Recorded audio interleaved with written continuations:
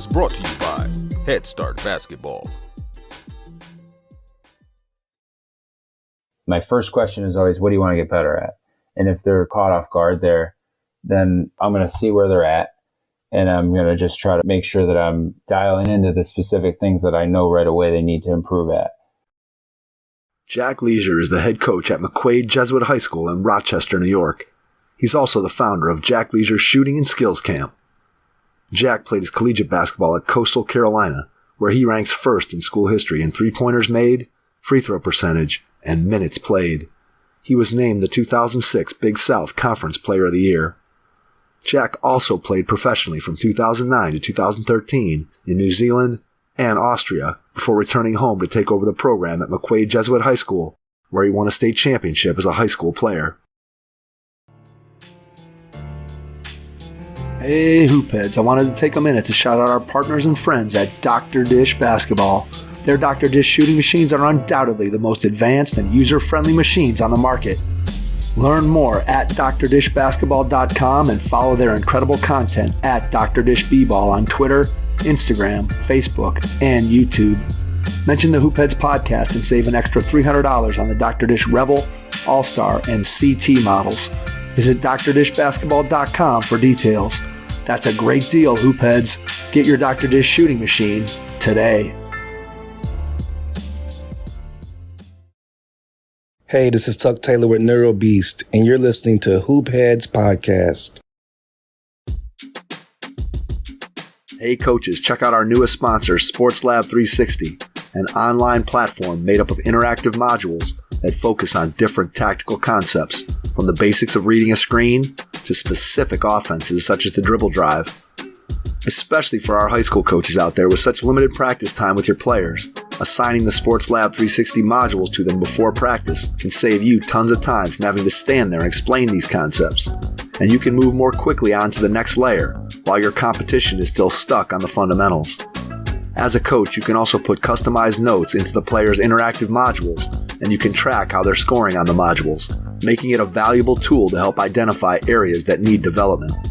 These guys have had major success in soccer and just recently launched in basketball, and I'd urge all of our listeners to go check them out. Through October and November, you can use the code all lowercase HOOPHEADS to save 15% off any Sports Lab 360 plan. Head over to www.sportslab360basketball.com to check them out.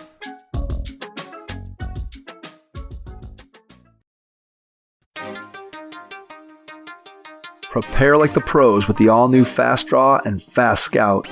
Fast Draw has been the #1 play diagramming software for coaches for years. You'll quickly see why Fast Model Sports has the most compelling and intuitive basketball software out there.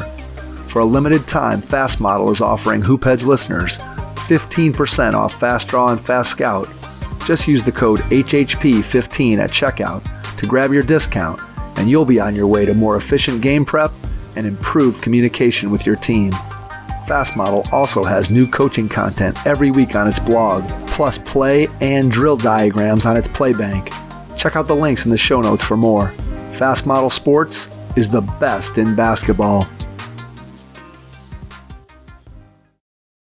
Have your notebook handy as you listen to this episode with Jack Leasure, boys basketball head coach at McQuaid Jesuit High School in Rochester, New York, and the founder of Jack Leasure Shooting and Skills Camp.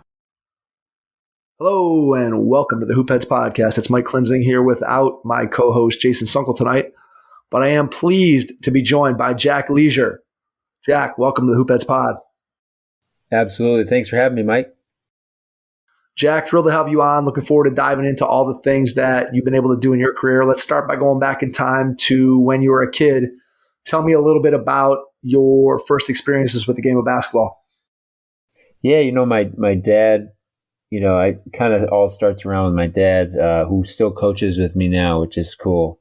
But he was like a junkie, just.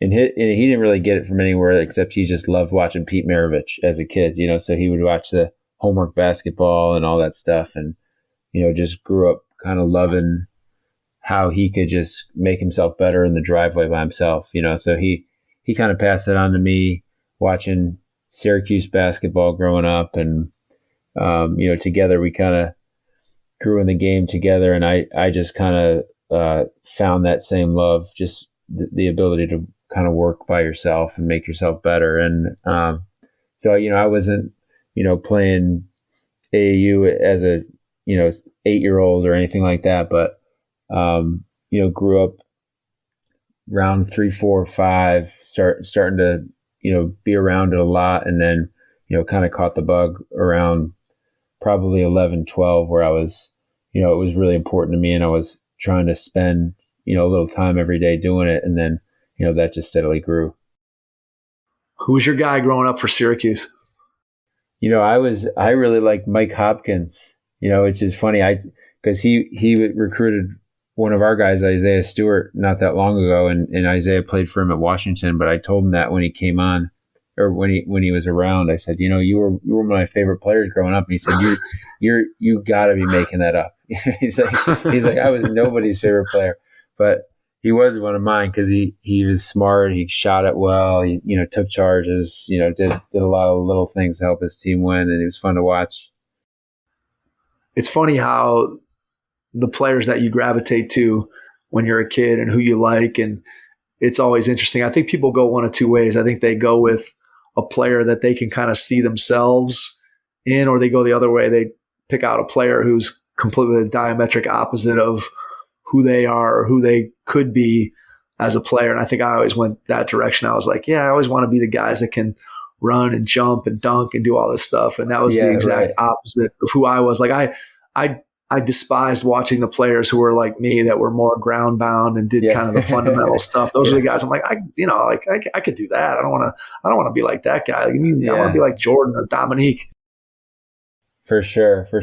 I think I was the opposite. I like Kirk Heinrich, and I liked all these guys that did exactly what I felt like I could do. But then I think most people fall into one of those two camps. Yeah, I think you're right. Did you play other sports growing up? I did. I played soccer and baseball. Really loved baseball, and my sons play now, and I've always been a big fan. But I stopped around 8th grade. I'd say all the time. My dad told me. My dad kind of encouraged me to play as long as I could. And he said around 8th grade, I'd be playing shortstop in the summer, and I'd be watching over my shoulder pickup games in the park. And he said, if you don't want to play anymore, that's probably time.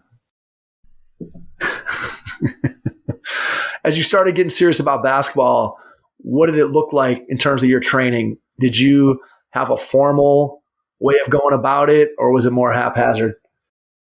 Well, I never had like a trainer, which is so common now. I'm training, that's what I do, but I never had that. I had, a guy who played at McQuaid before me, Cade Lemke, who now coaches. He actually played at Virginia under Pete Gillen, and then now he coaches the Blue Ridge School in Virginia. But he was awesome, and he would just come back and work with the guys. So that was kind of one of the guys that sort of inspired me. But my dad was always really good about just saying, hey, look, if you're in the driveway shooting around, you're not getting better. You got to kind of go with a plan. So, once I started to get serious about it, he would be there with me sometimes, but most of the time it was just, he was encouraging me to go with a plan, do ball handling, do form shooting, get into, shots you're getting in games. And, so eventually I started to really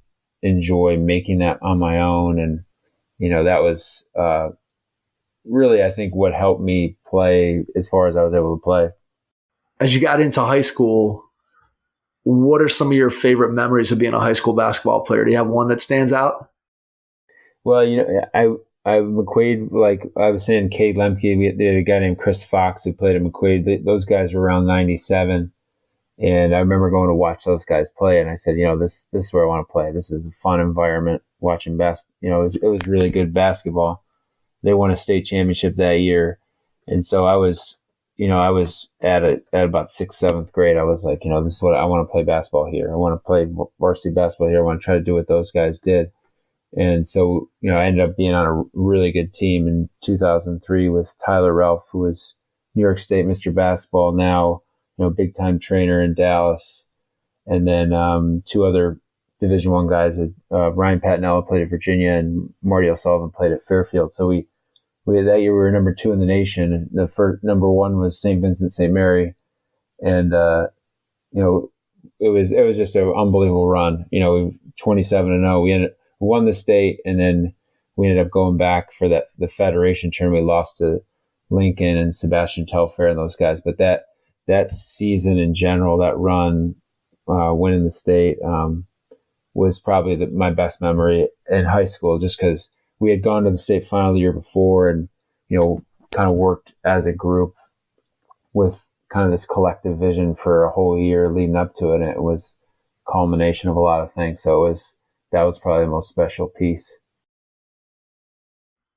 At any point during your high school career, are you thinking as a coach, or are you strictly thinking as a player at this point? I was always player, and even early on as a coach, I feel like I was too much thinking like a player.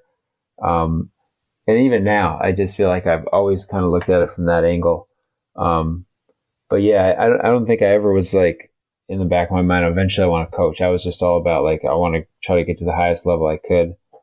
And then, when I stopped, it was, it just felt right. And I was kind of ready for the new challenge. But I think I've always kind of come from that side of thinking like a player. When you have dreams, are your dreams about being a player, or your dreams about being a coach? Definitely still a player. Yeah, that's a good question. People used to ask me that all the time. I have a bad one all the time. Like I was a shooter. Like that was how I added value probably the most. And I have this dream where the ceiling's too low, and it's like I can't get a shot off here. It's like this bad dream that I've had more than once.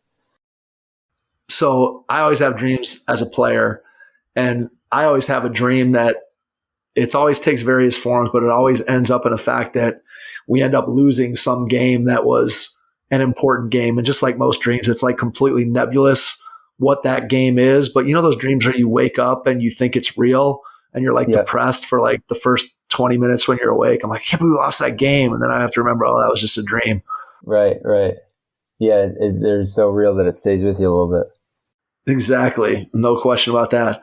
All right. Tell me a little bit about the recruiting process for you, what that looked like. Obviously, you've got some really good players on your team, so you guys are getting a lot of attention both as a high school team, I'm sure through your experiences with AAU, but just talk a little bit about the decision to go to Coastal Carolina and what your recruitment was like. Yeah, I really benefited from the group I played with. We had 6 Division I players over the span of 2 years there.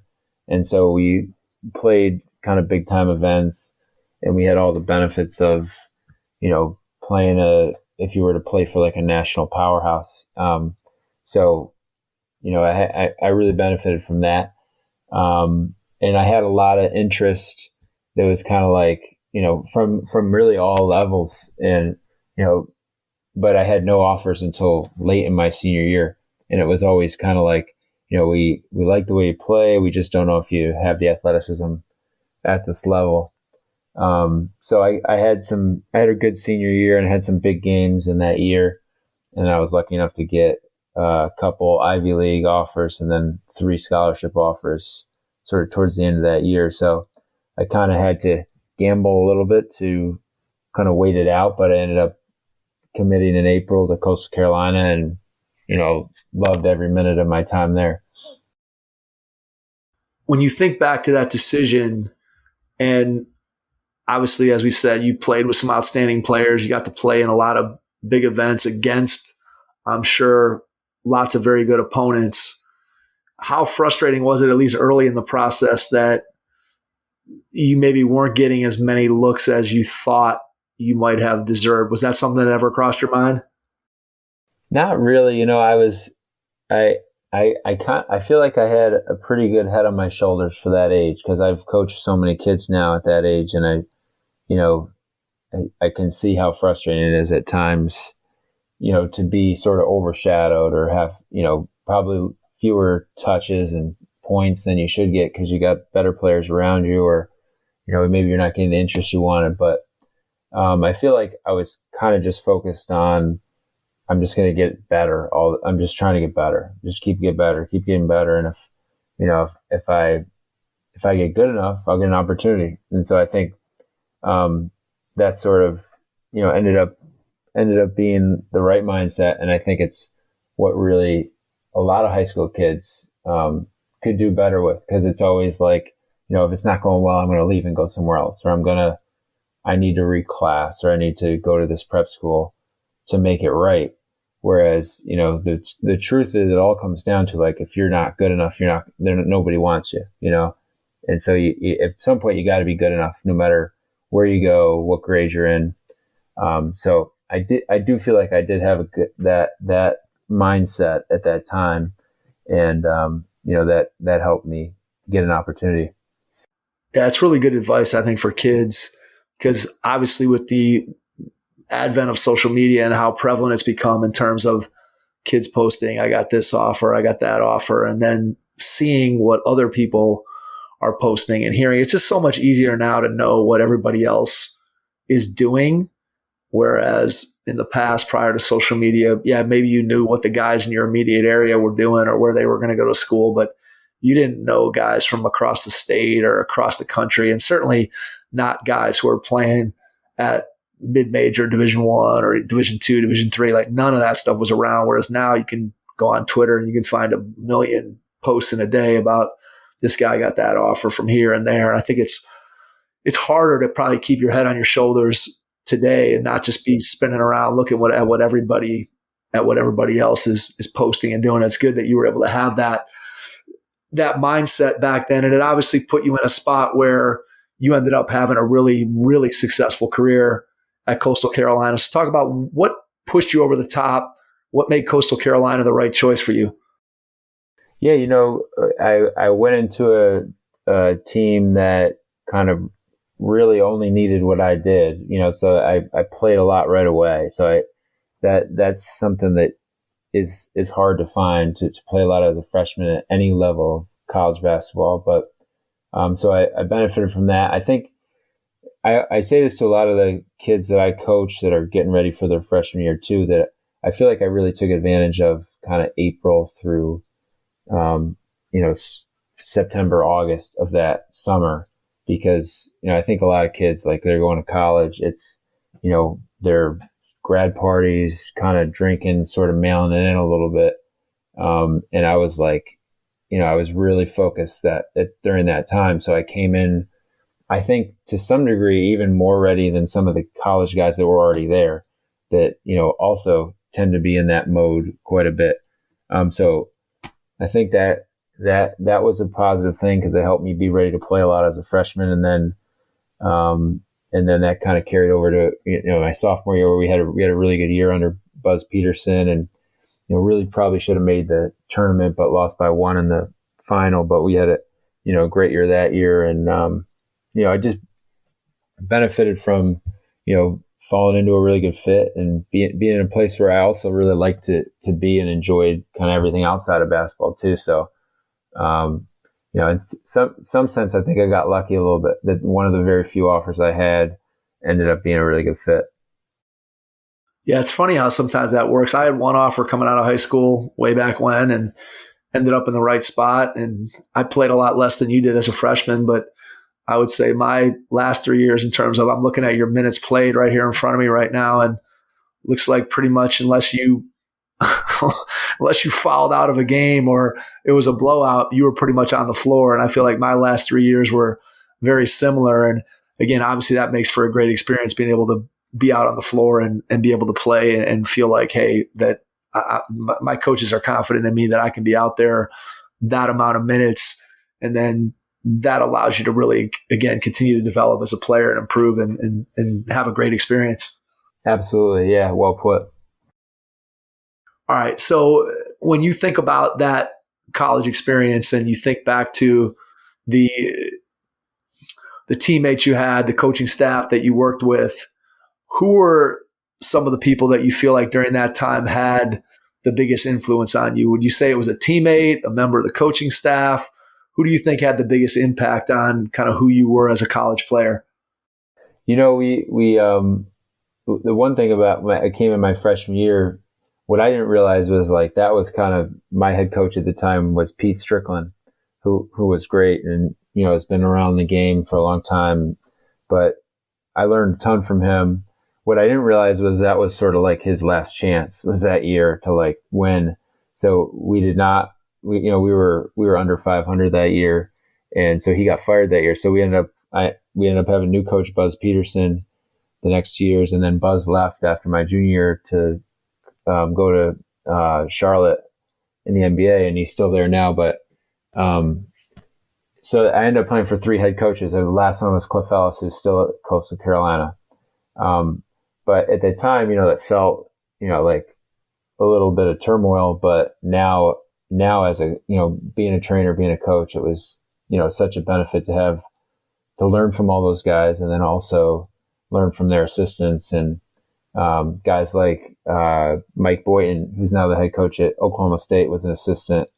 And Ed Conroe is one of my favorite coaches I've ever played for. He's the head coach at the Citadel, but the list goes on. But it was a really good little snippet of 3-4 years of just like this whole bunch of different angles of coaching and different ways of learning and teaching the game that I was able to kind of soak in. Can you point to maybe one thing from each of those 3 head coaches that you kind of carry with you that are part of who you are now as a coach? Yeah, Pete Strickland, my first coach, I felt like he was really good with like the skill stuff, like specific skills teaching, individual work, that kind of stuff. I felt like he put a lot of emphasis in that. And so, when I first started coaching, I was like intent on a chunk of that practice plan has got to be skills, because it's easy to sort of forget about that, especially as the season goes on and you're dialed into scouting and, all the little things you got to get better at as a team. And you forget that, the players got to keep getting better all year, and if you don't have, especially at the high school level, if you don't have good players, it doesn't matter. You're as good as the players you got. So I felt like Pete helped me with that. I think Buzz always had great practices. Like we just went hard, and he was always mapped out well. And most coaches at the college level can say that, but I felt like I learned that from him. And then Cliff was excellent with scouting report and preparation. So those and even to have all 3 with kind of 3 different strengths really for them was a benefit to me to learn all those things. I always say that I played for the same high school coach and the same college coach. And when I started coaching, that was really all I knew was those 2 systems and those 2 sets of drills and those 2 philosophies. And I think the misnomer is that when you're a pretty good player, that you think that, hey, I'm going to be a pretty good coach. And I know I certainly thought that when I was 23, but you look back on it in retrospect and you're like, man, I knew nothing about for sure the coaching profession, about what it means to be a good coach. I mean, I knew what it was to be a good player, but the only thing I knew about coaching was what I observed from my high school coach and my college coach. And like you, I had no thoughts whatsoever while I was playing of ever coaching. So it wasn't like I was at a practice in college and thinking about it from, hey, what are the coaches doing here? Or what's their perspective on why they're choosing this drill or that drill, or why are they doing this with us? Everything that I did and thought was from a player perspective. Nothing was from a coaching perspective. So when I eventually ended up coaching, I look back now and I'm like, man, I was terrible because I didn't know anything. I only had 2 perspectives on coaching. And at that point, my ego was still too big. And I just thought, hey, I can do this because I'm a player. So I think from your perspective, it was probably felt somewhat chaotic in the moment, but retrospectively as a coach, I'm sure that, as you said, you felt like it really benefited you to see all those different systems and ways of just going about it. Yeah, 100%. Yeah. Were you at this point during your college career, what were you thinking about in terms of career? So what are you majoring in? What are you thinking about? Obviously you're going to have an opportunity, which we'll talk about here, to play overseas when you're done. But what were you thinking about? Hey, if playing doesn't work out, what were you thinking about career-wise? Yeah, I went in. I was a history major. My goal was to get my master's in teaching afterwards. So in the back of my mind, I was headed towards I'd like to teach, probably coach if I'm teaching, that kind of thing. And then as it went on, I had a real good senior year. We had a handful of injuries that year, and so I ended up having to kind of score a lot and play the point and do some other things. So we didn't have as good of a season as a team, but a lot was put on my shoulders, and I had a strong senior year. But towards the end of that year, there was a couple of NBA teams that had shown some interest, like in just at least doing a workout.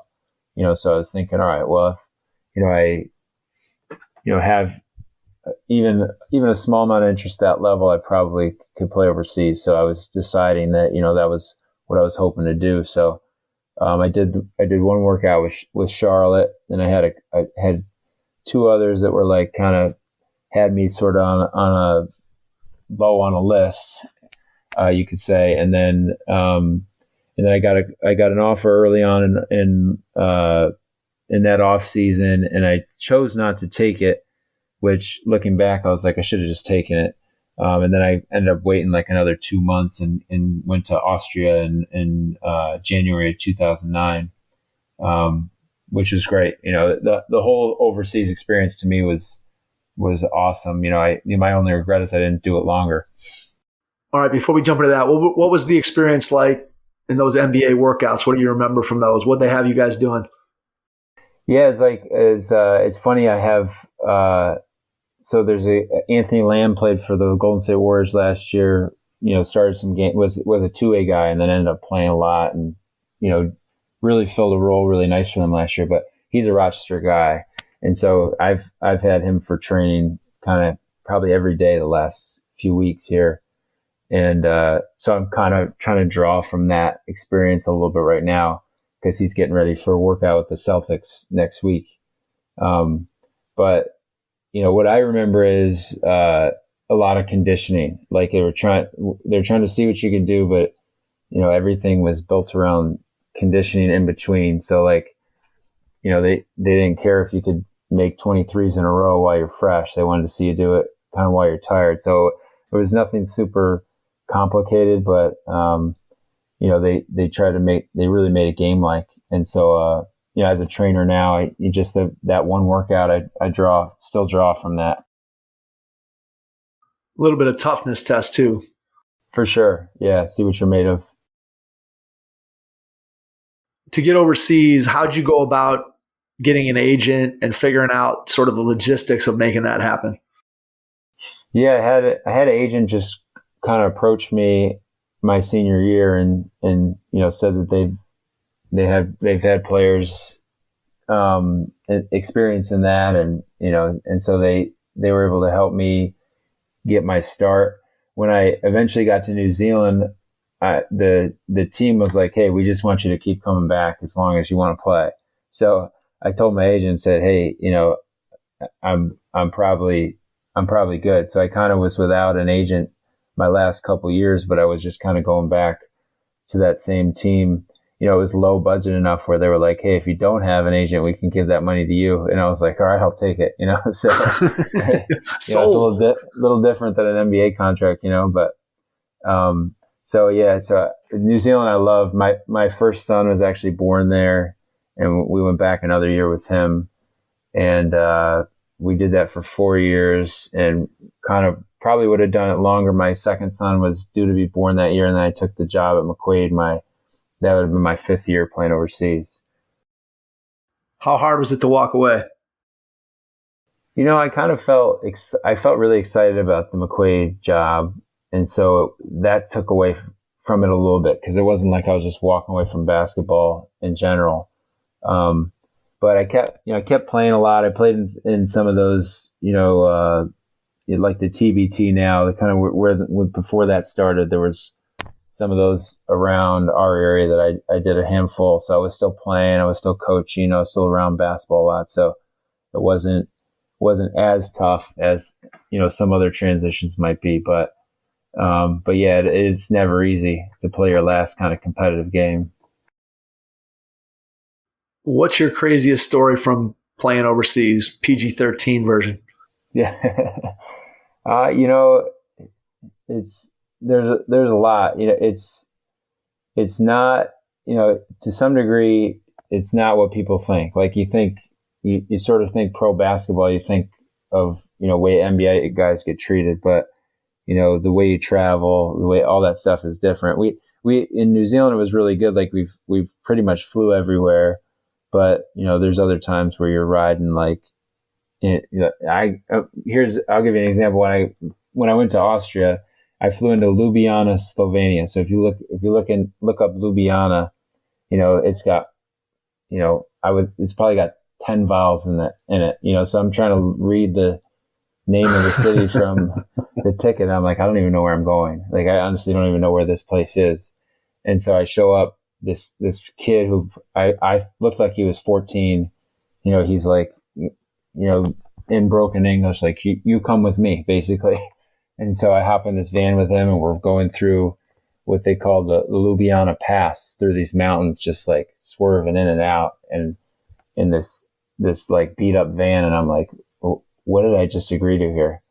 So it's not, it's different from, what you might think for pro basketball, but, it ended up being, everything was fine. He got me to where I needed to go. I played that night and played well, and, kind of rolled from there. What's your favorite city you played in? New Zealand I loved traveling around in New Zealand. From the North Island to the South Island, it's like whole different cultures, really, so it was fun kind of experiencing that range. I loved, Wellington, New Zealand was a really cool city. It's a capital city, but it's not like huge. It's like 500,000. And then there was a place in there called Nelson that was kind of a smaller town, kind of, really coastal feeling.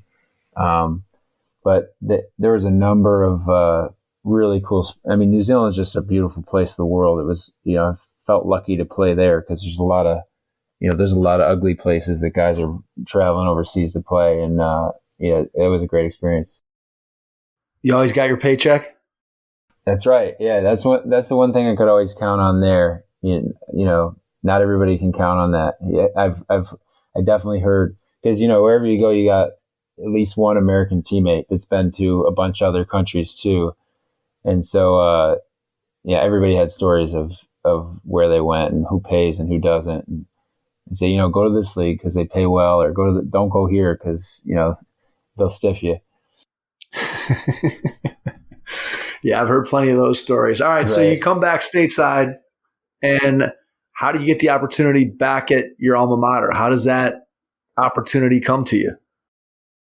Well, it came up when I originally took it. I was thinking I'll just keep going back to New Zealand, because New Zealand plays kind of opposite it plays like March through July, or February through July, something like that. So I was hoping to be able to go there after the high school season ended. That was what I was originally planning. It would have been tough, but so I never ended up doing that. But when I took it, though, I was thinking, maybe I can still play. But I dove right into it. I was, kind of loved every minute of it. Loved kind of the day by day, just sort of working to build something with the kids. I started out with a pretty good group, which was fun, with a couple good senior guards that were good leaders and workers, and kind of set the foundation. And then we had, I think 2 years later, we had Isaiah Stewart, who's now with the Pistons. And so that kind of brought a lot of excitement, and a lot of guys wanted to come play with him. And then we had some really good groups kind of between 2016 to 2020, where we went to three straight championships and won two of them. And so it was fun. It was a really cool experience, kind of right off the bat, with all that coming together. What did you like about coaching right away?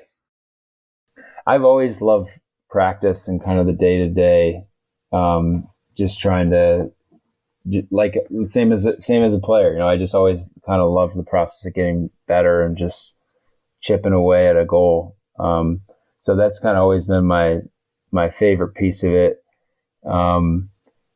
So even now, even this past year is my 10th year, but I had a coach that came on and helped a bunch this year, who was actually, when Isaiah was at Washington, he was a grad assistant at Washington but also played for me at McQuaid his first year. But he did all our scouting and film pretty much this year, and made it nice to be able to just kind of focus on those basketball pieces that I enjoy the most. Designing practice, what's your thoughts on how you put a practice together, both in terms of the drills and the actual things that you're doing during practice, and then what's your process before the practice for planning it out and putting it together? Yeah, I listened to a podcast actually that Jeff Van Gundy did that, I've met Jeff once or twice, and then he's got strong connections with Nazareth College in Rochester, and then he also coached at McQuaid for a year. So I have that kind of small connection with him, but I listened to a podcast he did, and he said in the podcast, like, if I was coaching high school again, I would play 5-on-5 for 80 to 90% of that practice. And it seems like, it almost seems like careless a little bit, but he said, kind of with the one restriction of, like, I can stop this whenever I want and point things out. So, early on, I had very little 5-on-5, and I found that the kids didn't, they weren't as excited to practice.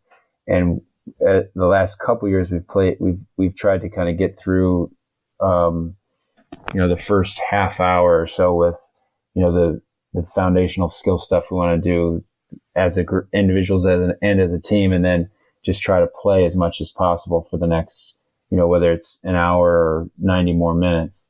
And I found, everything that I had, written down from that game before, or, that we wanted to cover would just come up organically.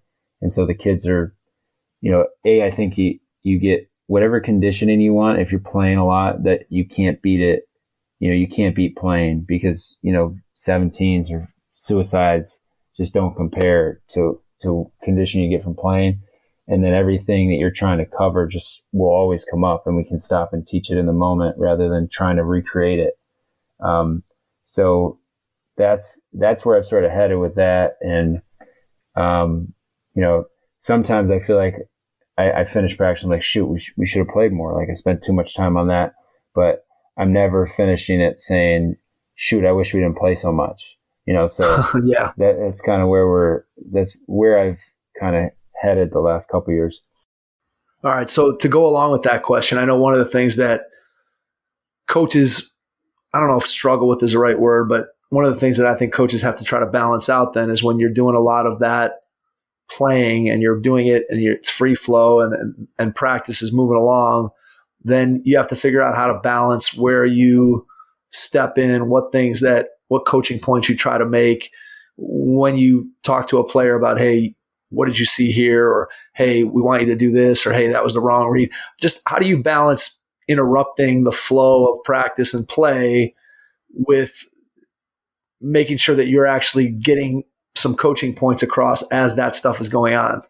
Yeah, I think that's hard. I think that there's definitely times where I feel like it just gets choppy because you're having to stop so much. Because you can't, you can't let bad habits go, because you're not getting better from that.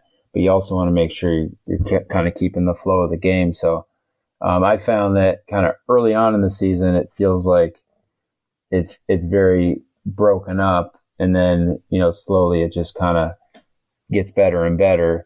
But yeah, that's the tough thing. And I think as a coach too, I think so much like a player that, I'll tend to not call a timeout when I probably should have, right?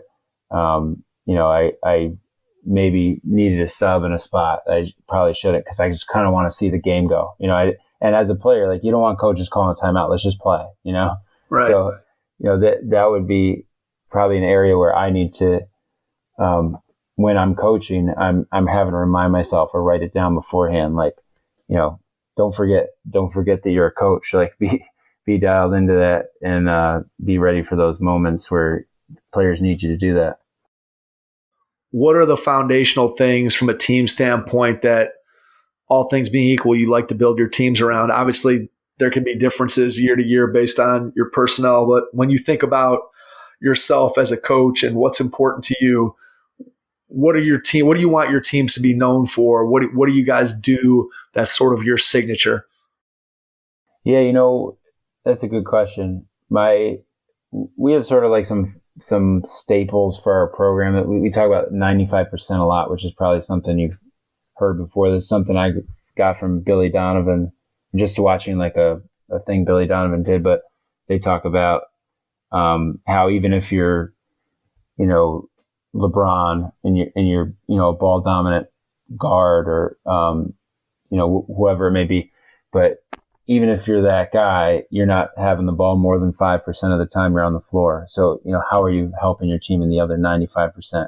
So that's like one of the things we really focus on. I've found that kind of the most impactful thing in that 95% is offensive rebounding. So we really try to stress that. We try to work on that, like specific drills to work on offensive rebounding and boxing out on the offensive end. But I found that all our best teams are typically winning in that area. So we focus on that.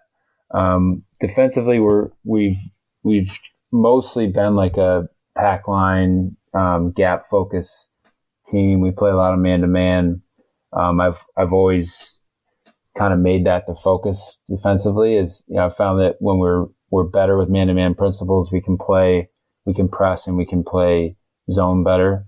So we kind of start from there and then build it, and then whatever the team, strengths are, whatever we feel like they do well, we'll sort of, start gearing towards that as the season progresses. But I've never been a guy that like, we're going to play this offense from 5th grade on, and that's all we're going to play. And that was actually something from Buzz Peterson. He said, we're going to run whatever offense, you guys are best at. So we tend to take, who we got, see what works well defensively, offensively, and try to figure that out as the season goes on. And, one piece is that we tend to start slow and finish strong. And part of that is we play a tough schedule every year, but it also is, it takes some time for us to figure all that out.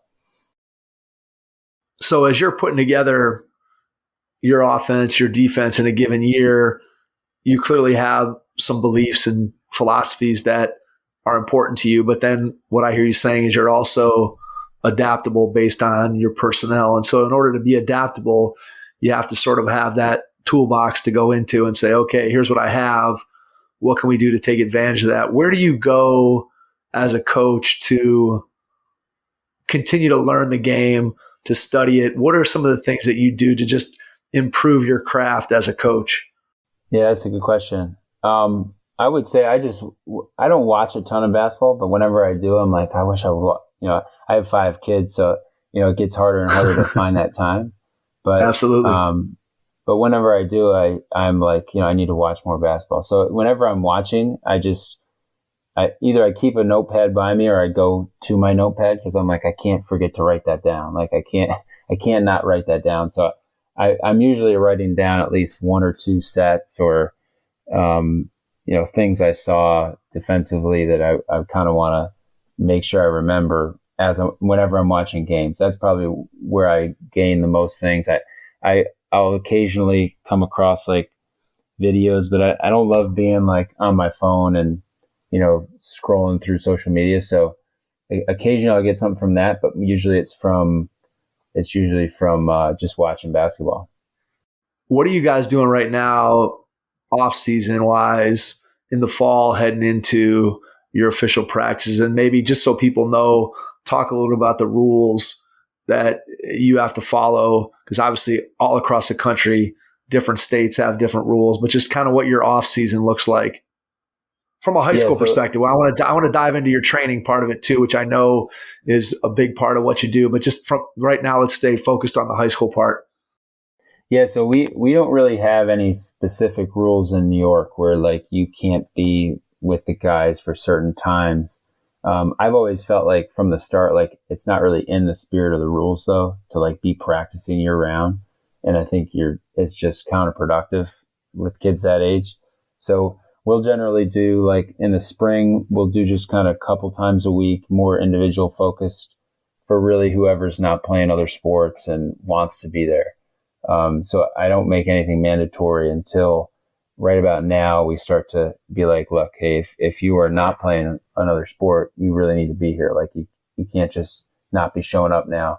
So in September and October, we'll do 3 days a week of lifting and then skills kind of to follow 2 of those. And then we play in a fall league for 8 weeks, 1 night a week. So, it's not too heavy, but it's enough where we're starting to build and gear towards, our season, which is early mid-November. Getting your team prepared and obviously doing that stuff in the off season gets you ready heading into the beginning of your practices and obviously heading into your schedule, which you talked about. You guys are playing a really good schedule, which sometimes leads you to slow starts and then your team builds over time. How do you think about leadership development on your team? And is there anything specific that you do related to leadership, either to develop leaders specifically or to give the leaders on your team the space or opportunity to lead, if that question makes any sense? Yeah, that's a great question. I feel like that's more important than people know. And guys, guys like yourself that have coached, you know how valuable that is to have, a guy who's a point guard on the floor, a coach on the floor. A point guard is a coach on the floor, or whoever it is, whatever position. But, I try to like find little windows where to sort of open up space for leaders to step in, basically. And I'm not the best at it. I'll tend to just coach. But I try to remind myself to, hey, maybe I'll just step away in this timeout. Maybe it's appropriate at this moment, and we'll just see who sort of steps in and starts, being a leader. So I think, I don't know that there's anything super specific that I try to do in that regard, but I just try to be mindful of, I guess, creating windows for guys to fill. It's one of those things that what I always think when it comes to leadership is exactly what you said, which is you kind of have to give guys opportunities and space to be able to lead. Because so often you can talk to coaches in all different levels. And one of the things that you hear a lot is, man, we just don't have, this team doesn't have any leaders, or we just, we need better leadership on our team. And then I think a lot of times coaches tend to, again, I think it's our personality, right? Especially if you're a player where as a player, you kind of micromanage yourself, right? To try to get the maximum out of yourself as a player. And then as a coach, if you micromanage everything, leadership is one of those things that you end up micromanaging, and then kids never really get an opportunity to lead. And consequently, then when adversity strikes, instead of those kids looking to each other or looking to kind of take the reins, they all just turn and look at coach because they never really have had the opportunity to sort of deal with that adversity. And so I love it when I hear coaches say, hey, I try to give these little opportunities for players to step in and take that leadership role, because if you can do it in practice in a situation where there's not a tremendous amount of adversity, but you're sort of, again, you're putting those training wheels on and getting players used to it so that when there is a situation where you need a leader to handle something, they've at least been put in that position to be able to do it. Right. Yeah, that's well put.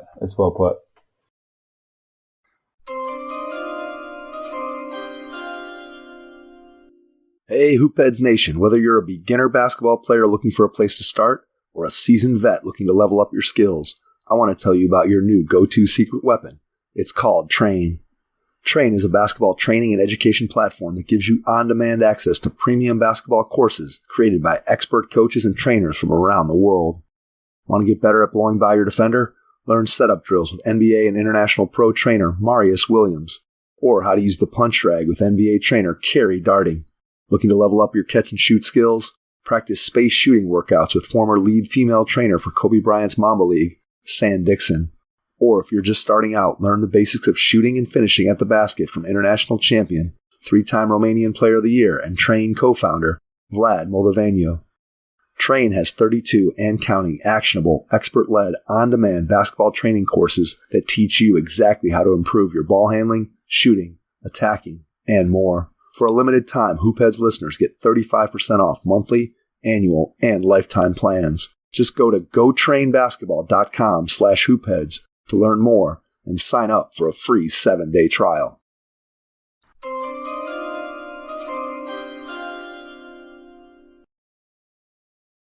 Let's shift from your role as a high school coach to what you do on the training, skill development, camp side of it, on the more, quote, private business area. How'd you get that started? And then how do you balance that with what you do as a high school coach? And then we can dive into some of the more nitty-gritty stuff. Yeah, it's a good question. I actually started doing it like in high school. There's just a couple younger players, and I wasn't really being paid for it or anything like that. I just enjoyed it. Like, I love making myself better. I'm going to show you kind of some of the stuff I do. So there was a couple of young players who asked me to sort of help them along. And then when I got into college, when I would come back in the summer, I started doing it, and, people would pay me for that. So it was like, very, very little at the time. It was like a couple kids. And then when I was playing overseas, I was home enough where I could sort of make a steady schedule, in the off season and sort of supplement what I was doing, what I was making overseas. Cause, a lot of those leagues, you're not getting paid crazy money or a huge living by any means. So it was a good way to sort of, set that up. It started to really grow though was my second year overseas. I came back, I was like, I'm going to do a camp this year. So once I did the camp, kind of, some of the training it kind of was fed from the camp. Like there's enough kids coming to the camp every year where they were like, hey, can we continue doing this, beyond? So I've always enjoyed it. I always feel like it's a nice break between the high school team and the training side, because the high school team you have a lot of fun things, but you have plenty of you're dealing with parents who are upset. Like you got 5 guys that could play on the floor, and you probably have 13 or 14 on the team, and the numbers have it, right? You're going to have some that are upset. So you're dealing with that. And then with the training, like you just never have that kind of thing. It's, they might be coming to you complaining about another coach, but you kind of have all the good with training, so it's all positive. It's all, trying to fill the upside and trying to help kids just reach their potential. So, it's a nice little break. I kind of focus more on the training, I'm doing a lot of training in the off season, summer, spring, fall.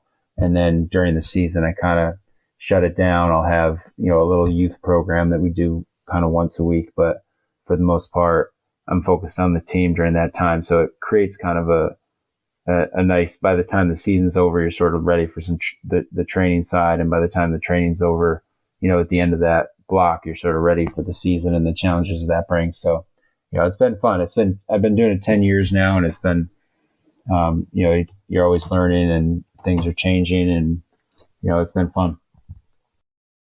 Before we dive into the details of sort of how you run the actual on-court basketball side of this, let's talk a little bit about the business side. Is there anything on the business side of it whether it's doing the website stuff or collecting all the information and sending emails and just kind of all the things that are non-basketball related? So the administrative side of the business, is there one part of that you really like? And is there one part of that that you really dislike? Does anything fit neatly into one of those two categories? Yeah. I don't dislike it. I would say I probably prefer to have it crossed off, but I feel like over time we've just like sort of create a little system where, it's you're signing up online, you're registering through a third party system where, I'm not having to handle, cash and checks as much as I did, 10 years ago. So, shout out to league apps. Yeah, exactly. Yeah. League apps. Right. So, so those kind of things, over time, it makes all that stuff a little bit easier. But yeah, I mean, it's like any business though, there's going to be pieces to it where it's like, this is kind of the tedious part and then this is the fun part. But yeah, there's pluses and minuses, right? Absolutely. Walk me through the onboarding process when you get a new player that you start working with. Right now mine's pretty rudimentary. It's basically a text or an email. Like my son wants to start doing some training, when can we set up dates? And I'm just kind of sending dates, so I'm starting to try to figure out how I can, exactly what program I should be doing to make sure that that's a little bit less clunky, where they can just sort of sign up for open times online and get right to a schedule. So it's been, the one nice thing is I've been able to sort of build my schedule with what fits with a bigger family, and build it around, what I'm doing with my McQuaid team. And, so that's been good. But it really has been, the training side of it's been really good over the last 10 years because, it's really been solely word of mouth. I've done a decent amount of advertising. I do a fair amount of videos, but I'm not crazy on social media. It's really been kind of a word of mouth, grassroots kind of thing that's grown, and just trying to create a strong reputation where kids feel like they're getting better when they're spending time with me. So that's kind of been my biggest focus, is like, let's create a really good product where people are showing up and they're realizing that they're getting a lot out of it. And then, they're going to want to come back and they're going to tell other people about it. So, that would be my advice for somebody who's doing it is make sure that's the number one focus. Cause if players at any level, if they feel like you're getting them better, they're going to want to be around you. Yeah, that is great advice. I don't think there's any better advice that you could give to a trainer, somebody who wants to build a good business, is give those players value where they feel like after they've worked with you that they've gotten better. And guys that I've been around that do that, they're plenty busy and they have a hard time servicing everybody who wants to work with them. So with that being said, for you have 5 kids, you're a high school head coach, and you're doing all this training. What does it look like in terms of you budgeting your time? Because I know one of the things that I don't do much training anymore, but for a while when I first got out of high school coaching, I was doing it a lot. And my challenge was always trying to find enough time to be able to serve all the people that wanted to work with me. And it got to the point where it was really difficult for me to pencil in a kid for if they wanted to come once a week with just the number of hours that I could make myself available. It just got to be really difficult. So how do you schedule kids out to make sure that they're getting to see you as many times as they want to, as many times as they need to, and yet still have time for your other responsibilities? Yeah, that's probably my biggest challenge, is just kind of finding enough hours in the day for all of it. But I just try to map it out ahead of time, figure out, where I kind of, you really need to figure out where you're needed at home first, and where, right. My kids' schedules are, and then from there I kind of figure out where we're plugging in our McQuaid workouts, and then, and then just try to fill the rest of it. For the most part, I feel like, I'm making sure that there is opportunities for every kid who wants it. But like you said, there's always, for me, at least right now, is a difficulty in finding time for everybody. So, usually if I can't get a kid in the fall season, as the different sports kind of turn around, usually there's a little more opening in the next season, or I'll find some time during the winter season, something like that. So we'll usually find some time at some point. But yeah, that's definitely the biggest challenge for me, doing, trying to balance all those things. How many hours a week are you working? Well, as far as training, there's been times like during COVID when nobody had school where I was doing like 35 sessions a week, but there was nothing else going on.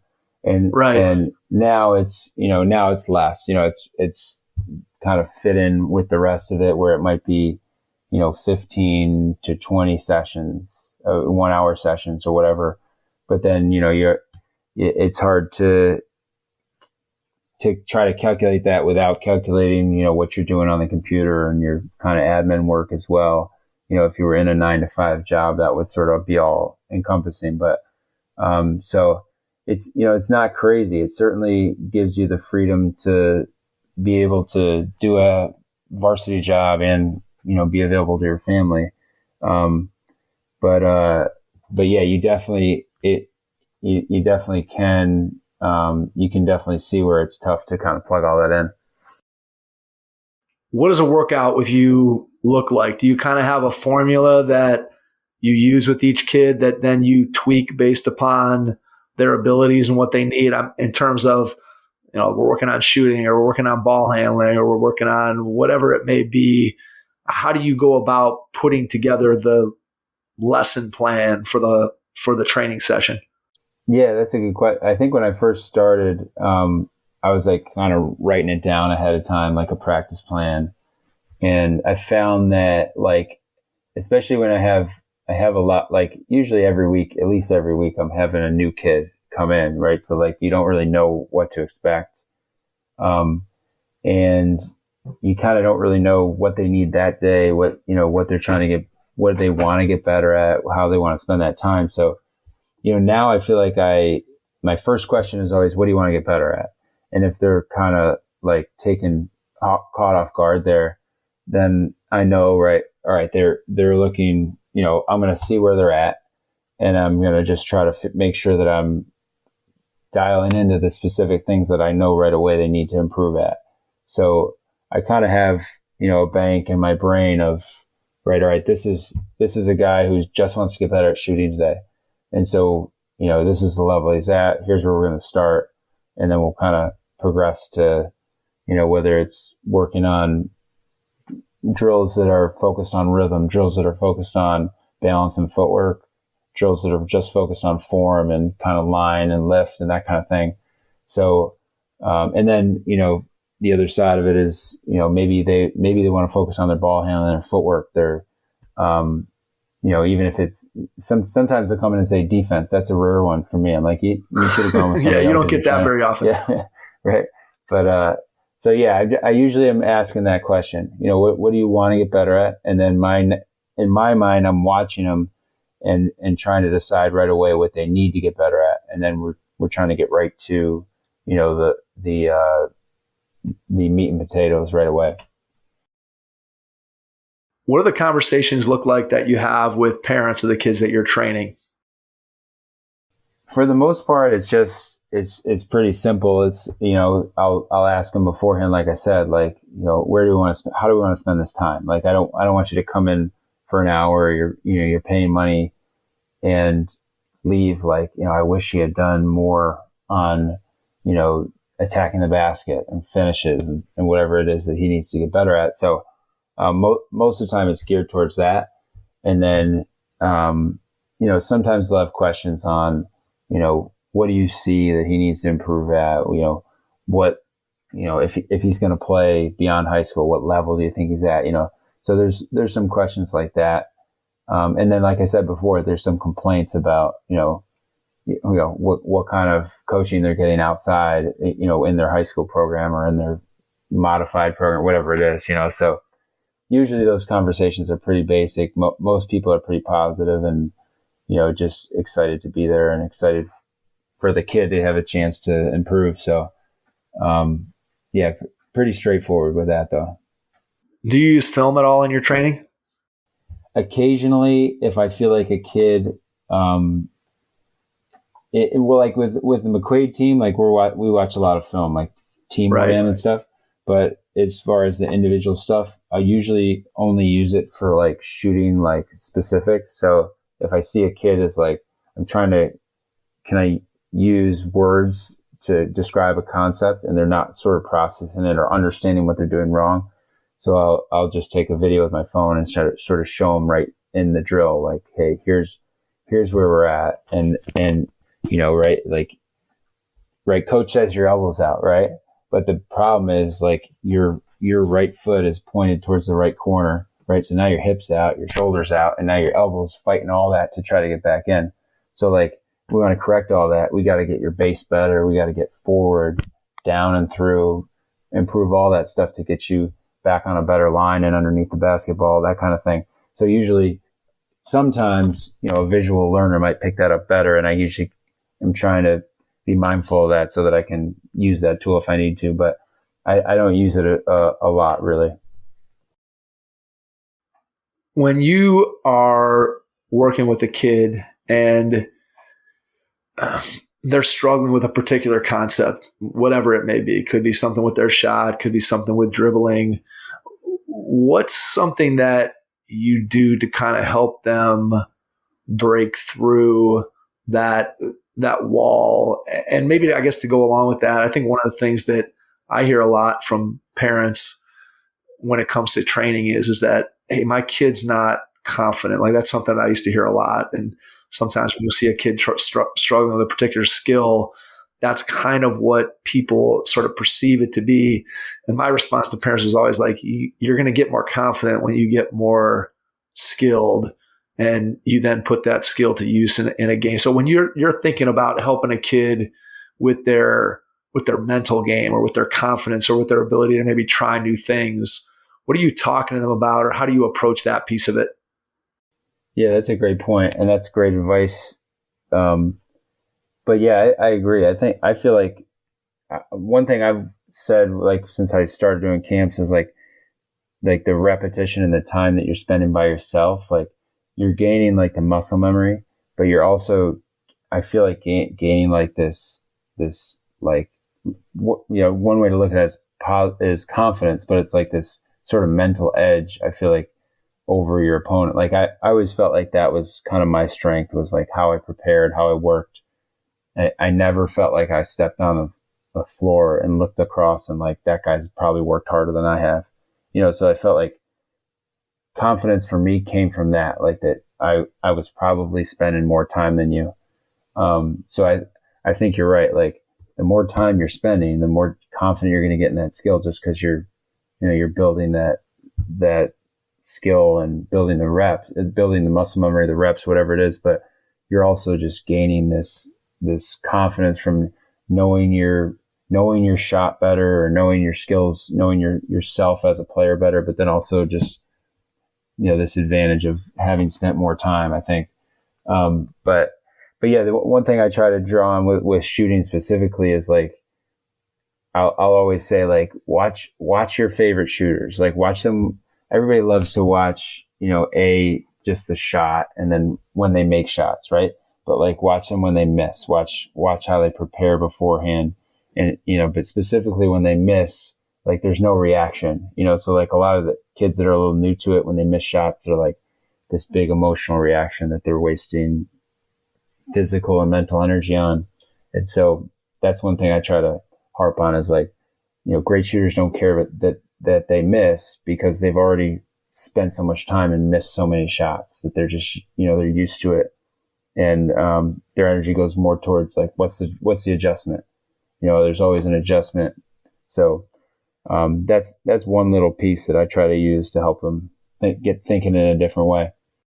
Yeah, I love that idea of adjustments. We had, it's been, I don't know, probably over a year, we had Mark Hendrickson on, who he pitched in the major leagues and also played in the NBA for the Sixers. So he's one of like, I think, 13 guys that have played in Major League Baseball and in the NBA. And he said that what he felt like was the biggest difference between professional athletes and athletes who don't reach that level, I mean, besides the obvious, but he said that their ability to make adjustments and know their own, have a feel for whether it's a pitcher having a feel for their release point, or a shooter having a feel for what their shot is supposed to feel like. They can instantly make those corrections because they can self-diagnose. And he felt like professional athletes just had that ability to self-analyze themselves and make those corrections at such a higher level than athletes that didn't get to that Major League Baseball or NBA level. And I think that's kind of what you're speaking to, is if you can have that ability to make those adjustments and to be able to put that miss behind you, right? It's like, hey, that shot's already gone. You can't focus on it. Whereas players who are less experienced, maybe have less of a feel, they tend to have those big reactions, like you said, to miss shots, instead of just putting an analytical mind to it very, very quickly and then getting ready to move on to the next shot, because you've done that so many times, you know what it's supposed to feel like. Yeah. No, that's perfect. That's exactly what I meant by it. The being able to self-diagnose. I have a good friend who coaches girls basketball here, kind of in our area. And he said to me one day, we were talking about a similar thing. And he was like, I have this one girl and I want to say this to her, but I don't want it to sound mean, is like, you haven't earned the right to be mad about that miss. Right. Yeah. So you'll see that a lot, even with some kids who maybe are a little bit nervous and new to it, and like, are a little fish out of water. Like they'll overreact, like, oh, I should be making that, but like, you haven't earned that right yet. I think about that when I see dudes on the golf course slamming their club on the ground, exactly, and swearing and stuff. I'm like, how much have you practiced? How much have you practiced golf that you have the right to get all mad? I'm like, when I go out on the golf course, like, I know I'm going to be horrible. And so I really don't get too upset about it. Yeah, you can't walk out here and expect to shoot 80 when you haven't touched a club in a month, right? Like, yeah, exactly. All right, tell me a little about the camp side of your business. Yeah, the camps, like I said before, is kind of where everything started for me. And so we've this next year will be my 15th year doing it.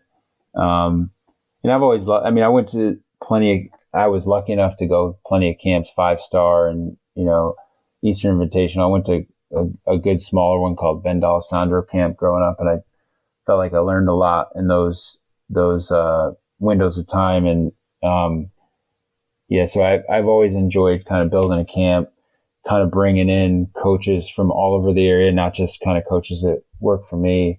This past year I had 11 coaches that were former campers in camp, which is cool. Like, as it's dating me a little bit, but, that piece of it is fun too. I think when you're at camps, there's just a lot of, the social side of it, and like the relationships you build through sports and basketball specifically.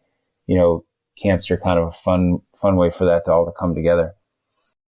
Yeah. I've been doing camp now for, the summer will be, 31 years that I've been doing camp. And so it's just so much fun to be able to get out there. And just like you, I've got guys that have worked went to camp when they were kids, and now they're working for me as coaches. And, I'll get some of the younger kids that are still maybe in high school that went, and they're sort of the junior counselors and that kind of thing. You groom them into becoming full-time coaches. And it's just one of the things that it's really fun. And I think when you start looking at the camp environment out there, there aren't nearly as many camps as there were when you and I were kids. No, right. I think that, everything has shifted towards AAU and playing travel basketball and playing more games. And so I do think that there's a place out there for a good camp that, again, gives kids an environment where they can learn and have some fun and be with their friends and have it be an environment that is a positive one. Because I think kids, again, it's so pressurized when you start talking about travel leagues and AAU, and we're going down to second, third, fourth graders, that I think one of the things that I always enjoy the most about my camp is that I feel like it's kind of a pressure-free environment. Like, it's one of the few places where kids play where, I might have a camp of 70 kids and maybe I'll have one parent that hangs around. And mostly that's because they got a kid who's young, who's maybe a little bit nervous about being there. But for the most part, everybody else is gone. Whereas, you think about AAU basketball or travel basketball and the parent behavior sometimes that you see in the stands and yelling, you're like, man, no wonder these kids, they're so shell shocked, and they don't develop that love for the game. And I feel like sometimes the camp environment is a safe environment for kids to just kind of come out and really learn to develop a love for the game. Yeah, and for the most part, like, at least I think that's exactly right. But like, for when we do 3-on-3 at camp, and like, they don't even have a coach, like just the refs out there with them. And so the ref is sort of like making sure that they're playing the right way. And, they're giving them basic little things, but they don't have a coach on them. They don't have a parent on them. They don't have, somebody else's parent on them. Like, it's definitely an opportunity to kind of eliminate all those things. It's great. I mean, I love it. We do the exact same thing with games where we just have an official and you're making sure that everybody touches the ball and kind of giving them basic concepts and reminding them of little things to do. But it's one of the few environments, again, where there's not somebody breathing over their shoulder, whether that be a parent or a coach. And look, you can go back 20 or 30 years, and I think back to the way I grew up, and most of my basketball that I learned without a parent or a coach around. Yes. It was me on my driveway, or as I got older, going down to the playground and playing with people. And nowadays, kids don't get nearly that many opportunities to do that and play freely the way that I got to play. And so I think that's one of the things that always keeps kids coming back to camp, at least from my perspective, is I just think it's an environment that's low pressure and yet one where they can still learn and have fun. Yeah, that's exactly right, I think. All right, I want to wrap up with one final 2-part question. Part one, when you look ahead over the next year or two, what do you see as being your biggest challenge? And you can frame that from whatever perspective you want, whether from the training camp side or the high school coach side, or combine them, however you want to do that. So your biggest challenge. And the second part is your biggest joy. When you think about what you get to do each and every day, what brings you the most joy? So biggest challenge, biggest joy. Good questions. Yeah. Biggest challenge, I think, it's getting harder and harder for, like, as a high school coach, I think it's getting harder and harder to keep a group together. Like, I think, like I was saying, we had a stretch of years where, like, we kept a group together. They really improved and, like, grew. And I think that's changing. Like, just like in college, like, everybody leaves so fast and moves around so much. Like, there's just so much turnover. So that I think, as a coach, I got to figure out, sort of how to best, advise and guide kids who are trying to make that decision to possibly leave and reclass and do things like that. And then also, being able to adjust around that. And, like, if that is the nature of everything, like, how do you kind of build a program, if it's going to be, like it is, to some degree in college, where you have to sort of expect some turnover. So I think that's probably the biggest challenge ahead. I think that high school is sort of heading in that direction a little bit. And then biggest joy, my older boys are starting to play basketball now. And, I've always been like, I don't want to push them into it at all, because, there's no upside, there's no win in that.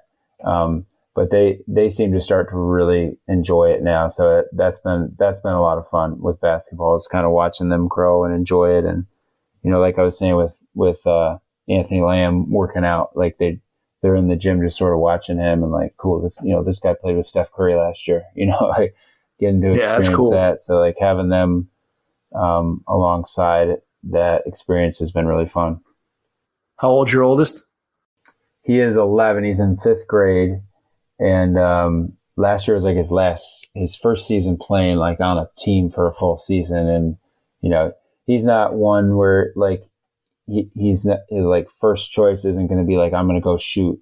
But like when other kids are around and it's time to play, like he loves it, you know, so it's cool to see him sort of light up in those situations. That sounds exactly like my son. My son's a senior in high school this year. And that description that you just gave of your son who's in 5th grade, I would say was exactly like what my son was like. And it sounds like from our conversation and from everything that I read kind of in prepping for this, that you were wired in a similar way to me where you couldn't get enough and you were out there working on your game all the time. And, you know, trying to navigate that as a dad with a kid who isn't wired that same way.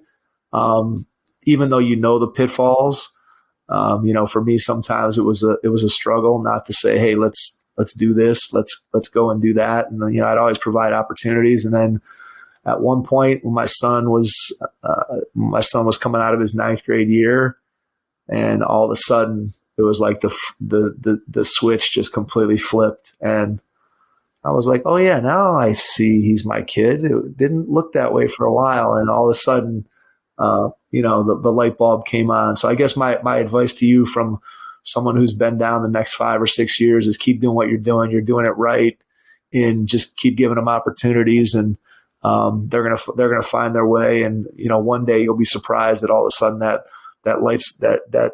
switch might flip, and you might get someone who's, you know, got a similar drive as you do. Not that it matters one way or the other, but it's cool when you see that light switch come on. All right, before we get out, Jack, I want to give you a chance to share how people can get in touch with you, find out more about what you're doing. So share social media, website, email, and after you do that, I will jump back in to wrap things up. Yeah, so email is jackleasurebasketball@gmail.com, and then everything that we have as far as camps and training is at www.jackleasurebasketball.com. So yeah, it's continue to grow, and anybody who is excited to be a part of it, wants to get better. I always say, you know, if it's your first time touching a ball, or you're getting ready for your 5th NBA season, you know, you're in the right place. That's kind of how I start a lot of our camps, because we're always just about kind of getting better at basic things, getting to the highest level you can at some foundational things, and build strong fundamentals. So hopefully we can add some more campers, some more trainees and campers.